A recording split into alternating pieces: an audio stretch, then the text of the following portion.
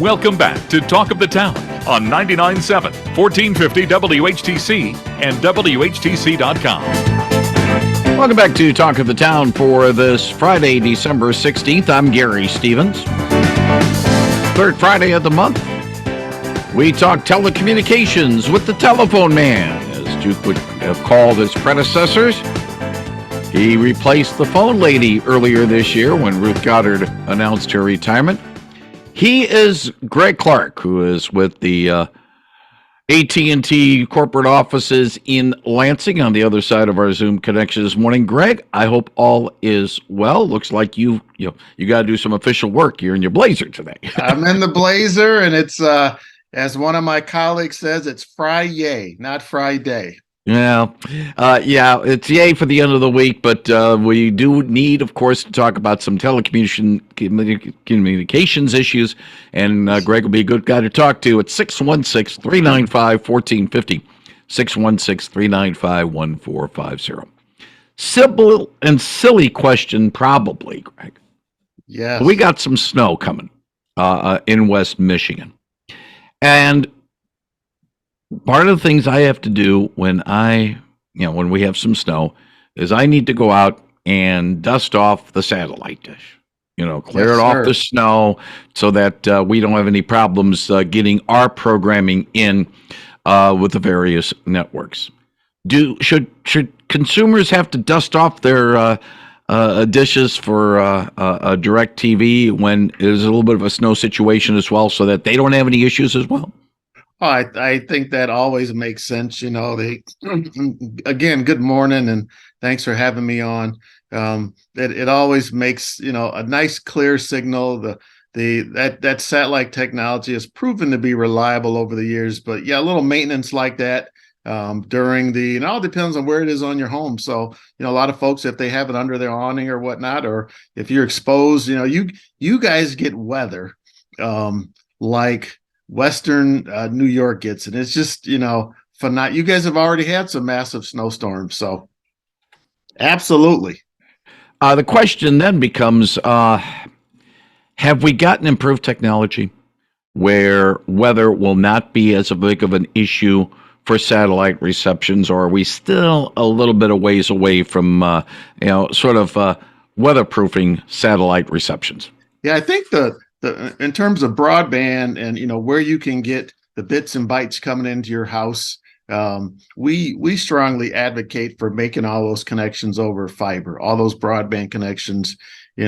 Satellite is great. If you're a TV station, you got the big truck, you got great line of sight, and you're all facing south, and it's a nice sunny day or things like that. But if you're a homeowner and you need broadband in your house, it's the way to go is fiber for sure. Yeah, it is. It is the way to go. But like 100 years ago, when we started wiring homes for electricity and for the original telephone service with the analog telephone service, remote areas sometimes they get the last of it, and if they want to stay in this technological age, they gotta get their stuff via the net.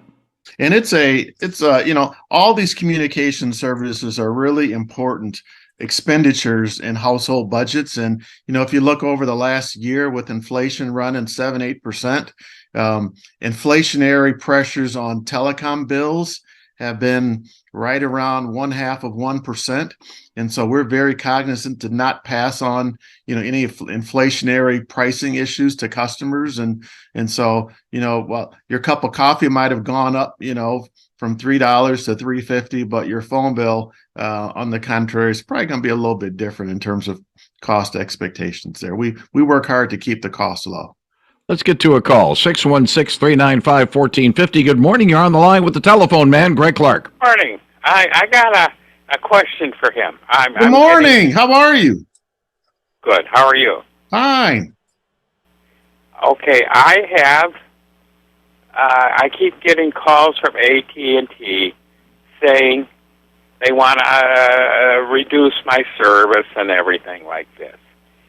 And I hang up on them, but they keep up and up and up and up. Now, why is that? You say you get Are they calls? Are they Yeah, emails? they say they're from AT&T and they want to update my service or I reduce my gotcha. service.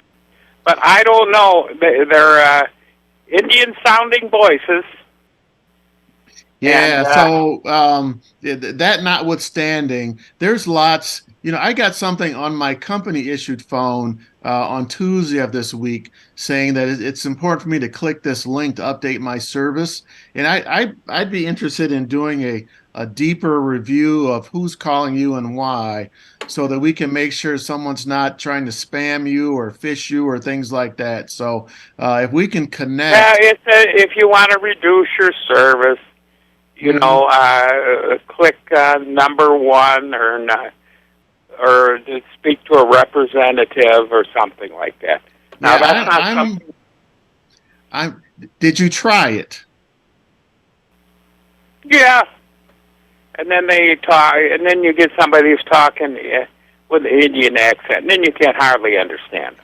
Yeah, so again, let's talk offline and kind of review what happened and just make sure it's actually a legit phone call first. I'd But be happy to do that with why, you. if I don't want it, how come I keep getting them? Yeah, there's lots of the enterprise of the business of people trying to scam seniors, scam customers, pose as I'm not the only one. There's right. probably, this area is probably hundreds of them. Yeah, It's just you're unbelievable, absolutely and right. it's irritating. You're absolutely right. We are working hard to make sure that all the contacts that come from our company are legitimate. And let's look at your situation. The way you describe it raises a red flag in terms of people trying to, hey, push one to do this. We can lower your phone bill, things like that. Let's. Well, sometimes they I'm say they're from concerned. AT&T, and T, and sometimes they'll say from your local cable company. Exactly. Yeah, it's there. Okay. There's a big industry out there trying to relieve you of money in your pocketbooks unnecessarily, and we are doing our part to try to alleviate and block spam calls, phishing, bots like that that try to get a hold and prey on vulnerable citizens. We highly object to that. It's not a line of business we would ever get into. Okay. But I'd be happy to review your situation with you after the call, and Mr. Stevens here can relay my information for the public. If you have a question for Greg, he'll be happy to answer it at 616-395-1450, 616-395-1450. And before we leave this segment at the top of the hour, we'll give you the contact information. Greg will be happy to chat with you individually That's right. on your own particular problem dealing with AT&T and maybe answer a telecommunications question or three. And Gary, I'll tell you, last month, I got a phone call after the show that just warmed my heart. And it was from a pastor of a church in Holland, Central Wesleyan. And we had a couple long conversations, and we wound up connecting with the leadership over at Evergreen Commons Senior Center in Holland. And the topic was about what can we do to increase the digital literacy of seniors in the area. And 4 or 5 meetings later, we are working on coming up with a plan to do some things for seniors, potentially through the Evergreen Commons Senior Center. Jill Versteeg, who's the executive director over there, has been very great to talk to. Pastor Larry Johnson at Central Wesleyan. We've all become fast friends. And I mean, this is why this show and this segment is just so important. So lots of great opportunity coming out of that. So thank you for that, sir. By the way, we've been very pleased to have the telephone man before you with the phone John, lady and John Schwartz came on for a John while. Schwartz for many years Yeah. was with Juke, and it's been a great service to us, and great service to the entire community. We certainly appreciate that. And by the way, we have news on this particular aspect of that in a little bit. But I do want to ask Greg a question, or shall we say, bring up a story that was on our wire service earlier this week. Yes, sir. State Attorney General Dana Nessel is asking the Federal Communications Commission to put anti-robotext protections in place, supporting a proposal to cut down on unwanted text by requiring mobile wireless providers to block text from invalid, unassigned, or unused numbers, along with numbers on a do not originate list. Greg, you work for one of those mobile wireless providers, and your role is with legislative matters. That's Certainly, correct. this is right up your alley. It is. And, the telecommunications issues tend to be very bipartisan in nature. We support, after reviewing all these policies like this, those things that, one, keep the public safe, two, keeps private citizens' money in private citizens' pocketbooks in case that, criminal activity out there is never tolerated, especially, you get into criminal activity over telephone lines, and then you get into, interstate fraud, and there's lots of fines and penalties and jail time. We absolutely are going to do our part to ensure that unscrupulous operators, unscrupulous originators, people that prey on the public will not be tolerated on the AT&T network. We are absolutely, we have a large organization of cybersecurity professionals inside the company that work day by day trying to keep those things off the network. There's some unique tools that are on our mobile devices right now where you can restrict some of that, but nevertheless, some of that, there's all kind of things people try to get through to vulnerable citizens. And the comments that the AG made, I mean, those are certainly in the right direction. Absolutely. However, and I'm going to use, I'll play devil's advocate on this for a moment, Greg. I can see, looking at that story, some people might say, have a red flag being raised about restricting freedom of speech rights in that regard, if it's not done properly. And there's a balance there that we have to look at. And I'm not exactly familiar with her proposal there. It'll be good for us to reread that and take a look at that and see where we fall on that issue. And we've got these types of policy ideas, they're all well intended. We've got a team of policy experts at the company that review these constantly and determine which ones the company is going to get behind. And so the Attorney General is certainly proposing some things that are deserve to be in the conversation. One other thing as well, Greg Clark, and not only did you allude to it in just now, but also when we had the earlier caller, dealing with scams involving people who purport to be with the phone company, or even using AT&T, or even sending emails or texts with links to it. As a company that would be an easy target, because after all, AT&T is a known name for generations, let alone decades. Right.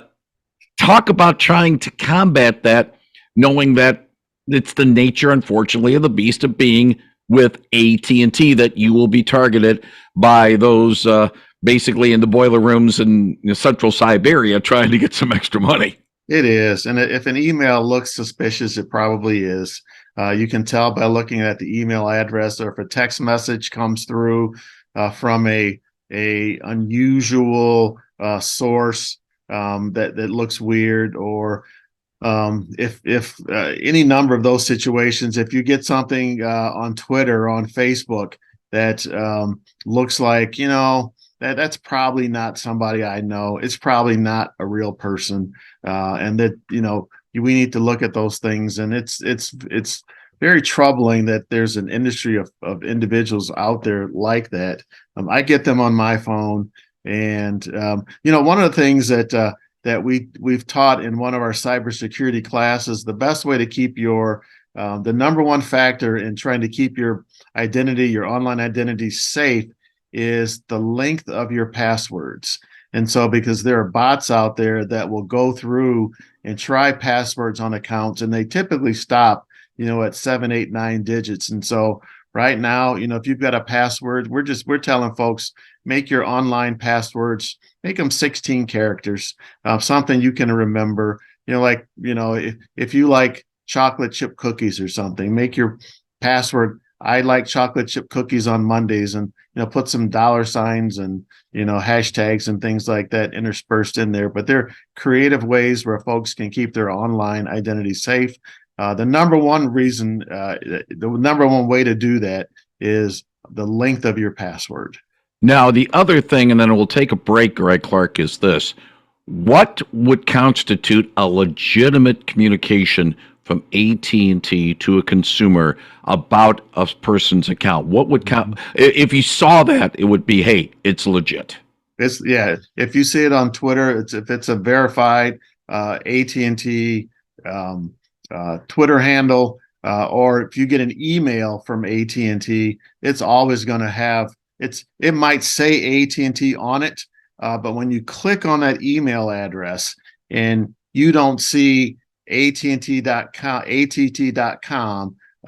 as the originating server for that site, it's not us.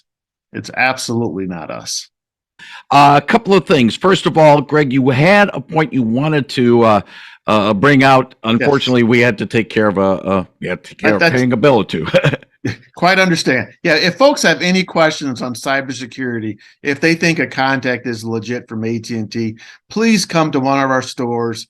Call one of our 1-888-800 numbers.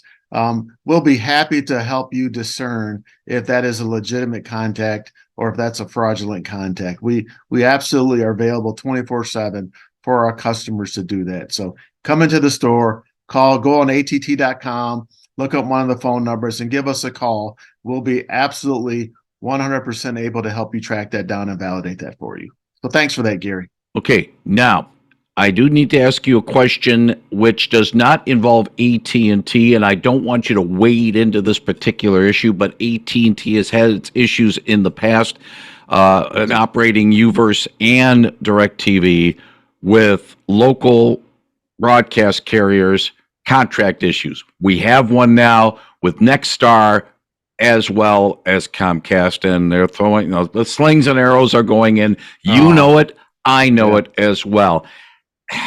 Nobody wins in that type of situation, does it? Nobody does. And video carriers, they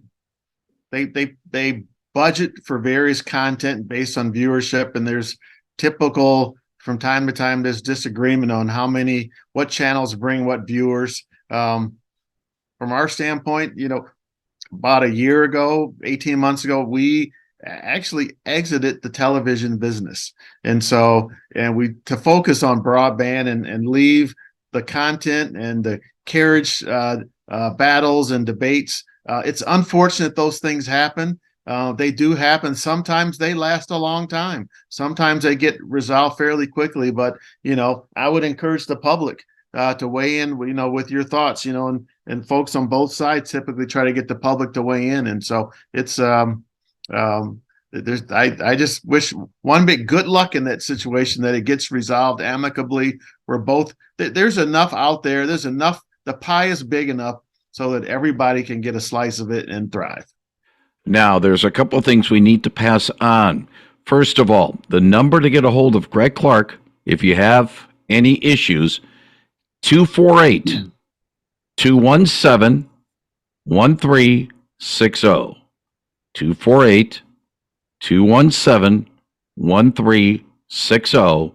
If you have a problem with AT&T, or you have bouquets or suggestions. That's right. Greg will be happy to answer it. Secondly, new year, new Telephone Man. Tell us about it, Greg. New year, new Telephone Man. It's bittersweet. As you know, I'm over on the other side of the state. We've had a vacancy since Ruth Goddard left. Ruth would always close the calls by saying, it can wait. Don't text and drive. It's very important. These things happen too frequently, but we have hired an outstanding leader who is based in Kalamazoo, not far from where your station is there on the other side of the county border. And his name is Tim Weststreet. Tim comes to the industry. He's been with AT&T for a few years. I've known him for a long time. We've been working for a long time to get him on our team. You will be delighted to get to know Tim, and your viewers will just be overwhelmed. He's been listening to the show the last couple months. He says he's ready, and we are ready to pass the baton. I'm going to miss it.